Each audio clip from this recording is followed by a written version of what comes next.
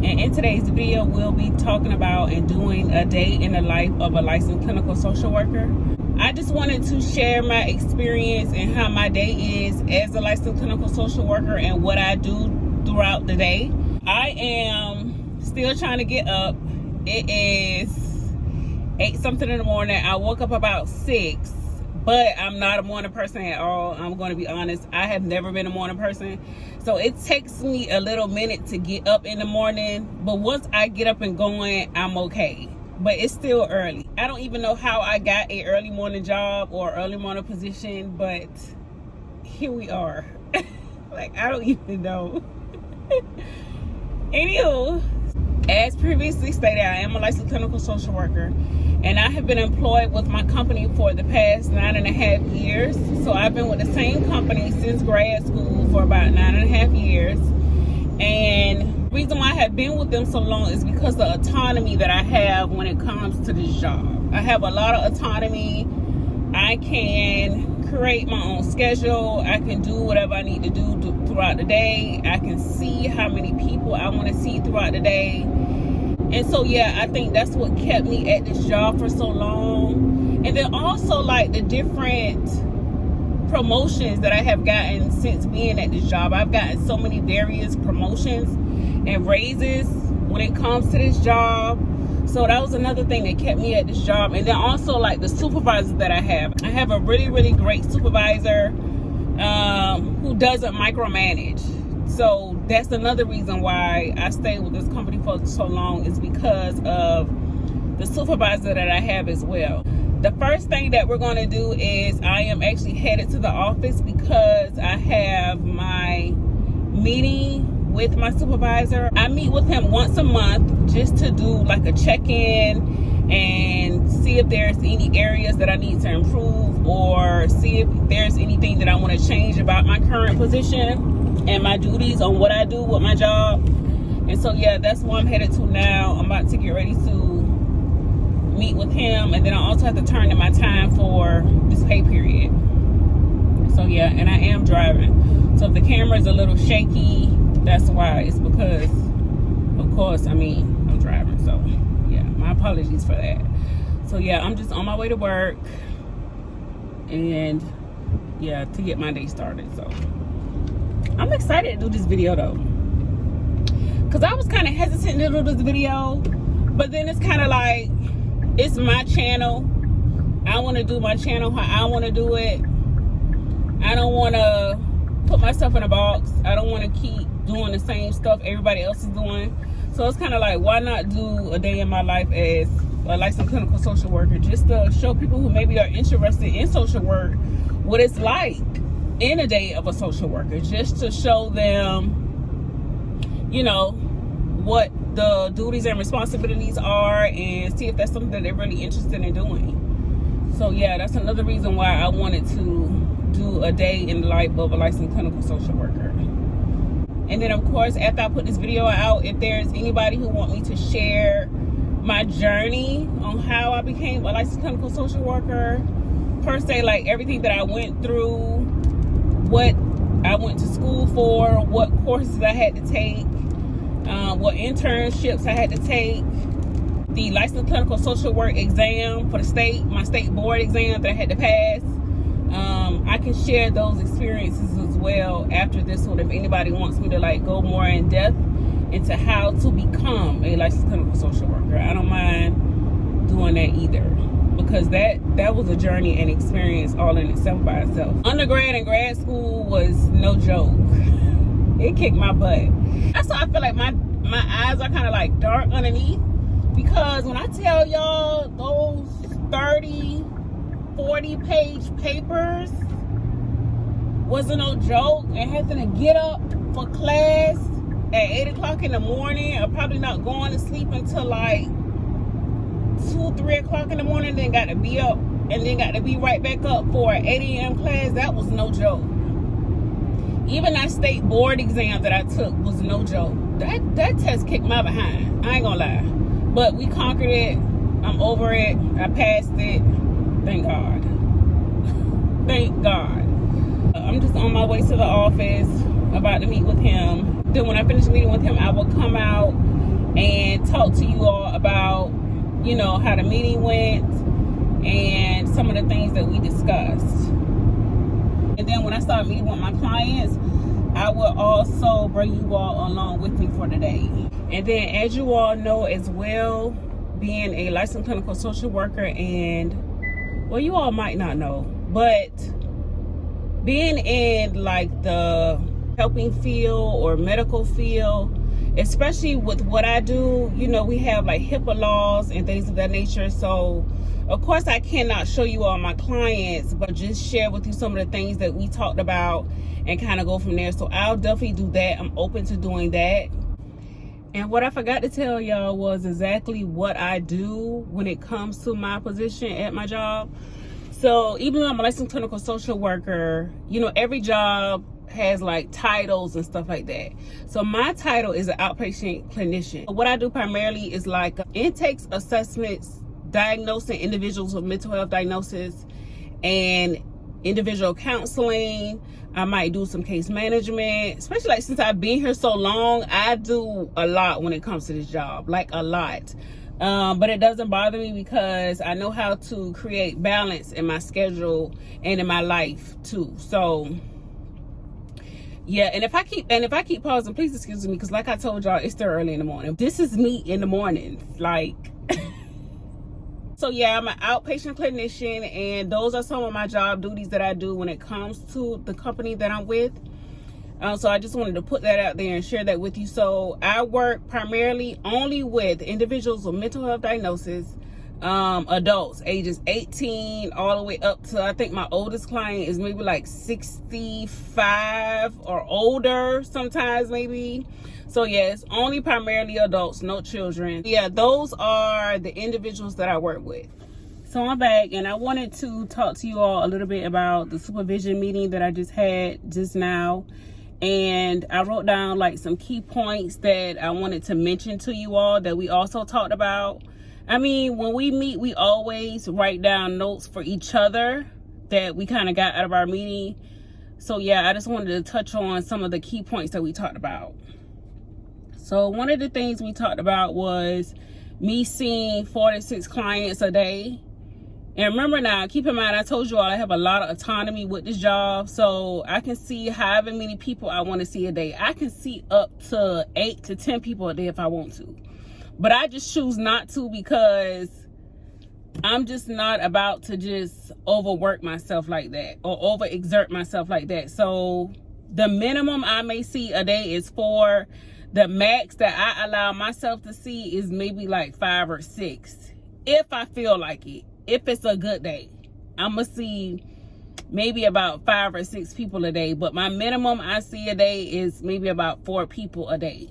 And that's what we was talking about, just keeping my momentum up with seeing my clients so I don't get burned out or I don't just get tired or bored with the position that I have. In one of my videos, I actually talked about doing different things with my clients. So I'm not your typical social worker / therapist. I'm just not. I'm not your typical just sit down, talk to you for an hour straight or hour and a half straight, and that's just it. I'm going to want to do like some type of role play with my clients. I'm going to want to maybe go somewhere, to a coffee shop, to a park. Maybe if we're doing some type of skill building activity, maybe take you to the store to help you budget your money, take you out shopping for something when it comes to maybe your personal hygiene or budgeting or daily living skills. I like to do stuff like that. Or if I'm doing like communication skill building with my clients, I like to maybe take them to a restaurant, take them out to the movies so they can work on their skill building and stuff like that. So I do that basically so I don't get bored with my position. And my position is so flexible and so open until I can do that with my clients. That's what I love about my job. I can do whatever it is I have to do with my clients to make sure they succeed and make sure that they meet their goal that they have set for themselves. I can do that. And that's why I don't have a problem with getting up daily, doing what I have to do when it comes to my job as an outpatient clinician. So yeah, the minimum I may see a day is 4 clients. The max I may allow myself to see is 5, maybe 6. And so another thing we talked about was clients who have like substance abuse issues. How can I better address their substance abuse issues? Because not only am I a LCSW, I am also a MAC, which is Master Addiction Counselor. So I also have my addiction counselor certification in substance abuse. And so yeah, I work with clients who also has substance abuse issues, and they may need to learn how to maintain their sobriety. They may need to learn how to cope. They need to know how to get themselves out of a certain situation when they have triggers or they want to use and stuff like that. So we were also talking about things that I can do to implement the substance abuse clients that I work with as well sometimes. I don't have a lot of substance abuse clients, but I have enough to where I can use my certification that I have in addiction counseling. He also talked about my time management. And I'm laughing because I know how it is with my time management. I don't have the worst time management, but I also don't have the best time management. And we talked about time management when it comes to like me putting in my documentation and my notes. Every time I meet with a client, I have to document what we talked about in the session, what we did in the session, their responses, their progress, how they're doing. And then I also had to follow up with a plan on like what we're going to do the next time I meet with them. Maybe like what subject or topic we're going to talk about the next time that I meet with them.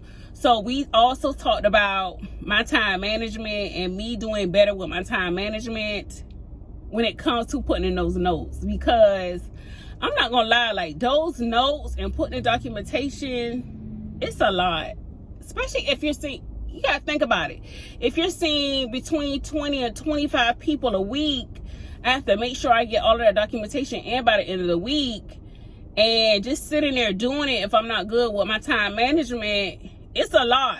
It's a lot when it comes to that documentation. So we talked about me doing better with my time management and my documentation. That's one area that I can honestly say that I need to improve on too, is my time management when it comes to putting in those notes that are due. Another thing we talked about was seeing the clients out in the community, because I can do both. Like I could be in the office seeing clients, and then I can also be out in the community seeing clients. So say for instance, if I'm not in the office, or if it's a day that I don't feel like sitting in my office, because I do have my own office at my agency as well. If I don't feel like being in the office and I'm out in the community seeing my clients on a day-to-day basis, some of the clients are available when I tell them we're going to meet, or when we set up an arrange or time that we're going to meet. And then sometimes they're not available. So we was talking about maybe me calling them a day before to remind them of our meeting, so that they don't forget. And the last thing that we talked about that he just has to do as a supervisor, just to remind me of that, you know, to go a little beyond sometimes in my job duties that I do, which I feel like I don't do a bad job at doing, but there's nothing wrong with going just a little extra mile, maybe pushing myself a little bit more on the days that I do feel like seeing 6 or more people, just pushing myself in order to see those 6 people per day that I have scheduled or that I want scheduled. I also have another side hustle that I do with another agency that needs a licensed clinical social worker. So I also do like some side work for her, just because I have a license and she doesn't have anybody with a license and I do. So I picked that up just to make extra money. But it's nothing that I have to do. It's not like contract work. I pick up the work as I please. It's not like mandatory or anything like that. I work if I feel like working for her. And so now I'm about to actually get ready to go start seeing my people for the day. I may see 5 people today. I don't know, but I know guaranteed 4. So I'm about to get ready to meet with my first client of the day. And before I meet with my clients, I like to look at their plan of cares, their treatment plans, their goals, and see what we're going to talk about in the session before I even get there. to kind of just be more mentally prepared for my session before I meet with my client. And just to know what we're going to do in the session before I even get there. And so I'm looking at this client's current treatment plan, and his main focus is his sobriety of drug use. And then also another goal that he has set for himself is to get his own apartment and increase his daily living skills. So that's what I'm going to work with him on today. His drug use, his substance abuse, maybe some skill building activities on maybe how to budget his money for the month for when he gets ready to get his own apartment. Another skill building that I may work with him on is maybe something like making sure that he takes his medications, getting to and from his doctor's appointments when he's able to move out on his own, how to properly keep his home clean when he does get his own apartment, and things of that nature. Just different daily living activity skills that we all need to know when we're staying by ourselves or we have our own apartment or house. So that session actually went well with that client. He was able to recognize some areas of his life that he still needs to improve. He was able to maintain his sobriety, tell me some of the ways he's been able to maintain his sobriety. We also went over some of his coping skills, and I also provided him with tips on how he can utilize those coping skills when he also has triggers and stuff like that. I love to use CBT when I'm with my clients. CBT is something that I feel like clinicians can use when it comes to train of thought, when it comes to clients and helping them change their thought patterns. I think, 1,000 feet, turn sorry y'all, I'm using a GPS to go to my next person.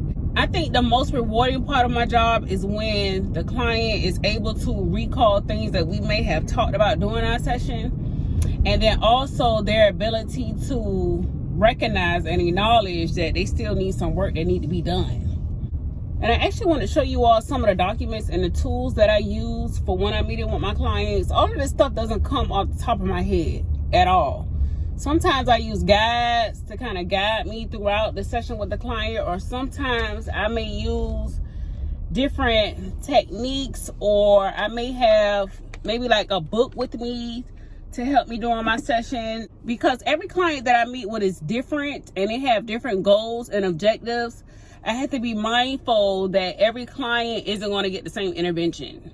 Like, for example, I might use something called like a treatment plan review that I go over with my clients who may need to alter or make some changes to their current goals. Let me see if I got one right here with me in the car. I think I might do. This is what it looks like. If you all can see that, it's called a treatment plan review. And on this sheet, all I do is go over the client's progress, their goal, if they want to make any changes to their current plan of care, stuff like that. So that's what this sheet is. Then when I get settled to my computer, I'm going to talk more in depth about the GERT format that I have to follow when it comes to like doing my notes and putting my notes in. And as you all can see, I do a lot of driving. I think that is something, I think that is one of the reasons why I only want to see 4 people at minimum a day, because you got to understand, some of these people are 20-30 minutes away from where I'm at. So imagine driving around the city in between seeing clients too. Like that's a lot by itself, and that could take a toll on you too. So not only am I sitting here meeting with these clients an hour and a half, I'm also having to drive to wherever they're located at in my city. So now I'm on my way to get me something to eat. It's the middle of the day. It's like 1:30. I can usually, hold on now. Golly. That almost hit me. Hold on now. So yeah, it's like almost 1:30. I usually try to not eat anything heavy until like after 12:30. So what I had this morning so far was like I had 2 oranges, an apple, and a banana. So I try to eat very light in the morning just because I want to make sure I'm saving my energy and utilizing my energy good, so I don't feel tired and weighed down like around this time of day. But believe it or not, I used to feel real tired around this time. But since I've changed like my eating habits and stuff like that, and I don't eat all that foolishness, I have more energy throughout the day than I've ever had. I don't know what that's about. So yeah, I'm just about to try to find me something to eat right quick. and put something in my belly so I can get through the rest of my day. Sometimes I might have to also throughout the day do something called 1013s, and that is involuntary hospitalization from the client, to where I will have to 1013 them because they're in a crisis, they can't manage their crisis, they're not taking care of themselves, they're not taking their meds, they're doing some type of behavior that's uncontrollable. So sometimes I may also have to 1013 a client. I don't like doing 1013s, but if it's for the safety, because you know safety is always first. If it's for the safety and the well-being of a client, I'm just gonna go ahead and do a 1013. 1013s are very time consuming. It's kind of like, yeah, I have to document, I have to fill out the document and stuff like that, but waiting for like the sheriff's office to come, 1013s can be very, very tedious and time consuming. So I try not to do 1013s. If I myself am able to like calm the client down or help them to see another way of thinking or something like that, I'm going to try to do that before I do a 1013. Because I don't like to see people going to hospital. It's like, yeah, I don't want to, but sometimes that's just something that I have to do. The lighting in here is horrible. Like, it's bad. I can see I'm already gonna look a little fuzzy. But I'm hungry, y'all. I'm real hungry. So when I saw this part right here, I was just like, I'm hungry. Let me just go ahead and stop and get something to eat now. I'm real hungry.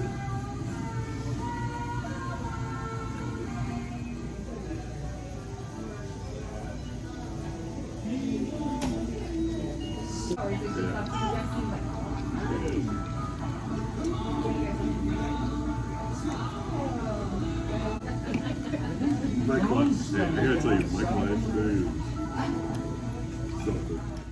So you guys, I am now home, settled. I saw all of my people for the day. I did end up seeing like 5 people today. For me, that was good to see 5 people today. So yeah, I saw my 5 people today. Now I'm home in my office. Sorry, you guys. That's the work phone ringing. I'll be right back. So I'm back. That was the work phone that started ringing and I had to handle something. But nonetheless, I think I was about to get ready to talk about GERT format more in detail. G is for goal. That is whatever I am working on with that client, whatever they want to accomplish, whether it's short-term or long-term goals. The I is for intervention, and of course that is what I'm actually doing with that client in that session, what we're talking about, what I'm teaching them, what we're discussing, what I'm processing with them. R is for response, which is the client's response. Maybe I will start my response off by saying the client appeared to be in a good mood, his affect was bright, he was accepting help, he was answering questions when I prompt him, and then I'll also put their response to the session in quotations sometimes. So yeah, the R is for response.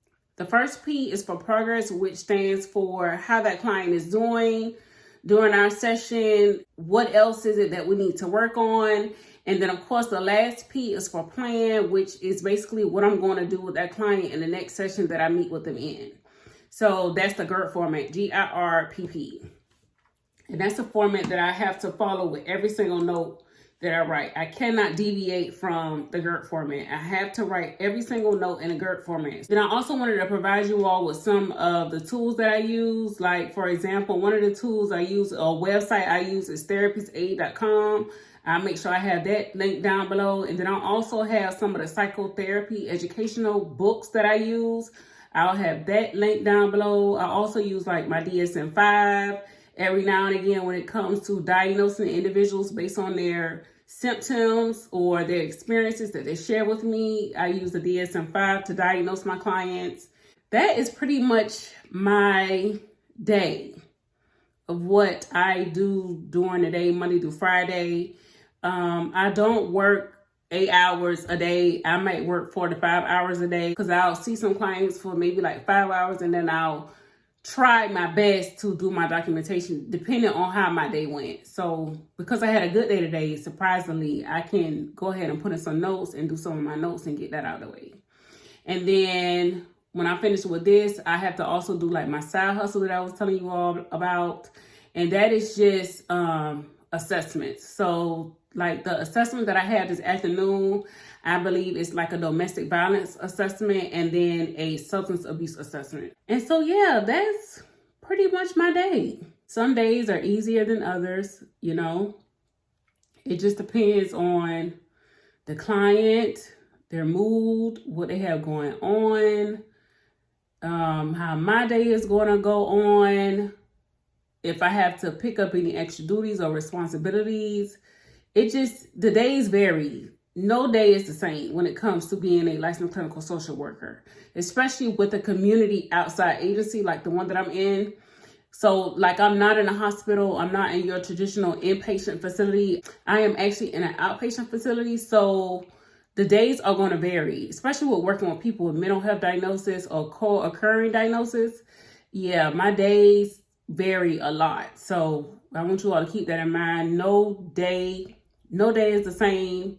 My days vary. I just wanted to share my experience as a clinical social worker and what to expect if you're thinking about becoming a social worker. And like I said in the beginning of this video, if anybody wants me to share more in detail my journey of becoming a licensed clinical social worker, I don't mind doing that either. So that concludes today's video. Please consider like, commenting, and subscribing to my channel. And I'll see you guys in the next one.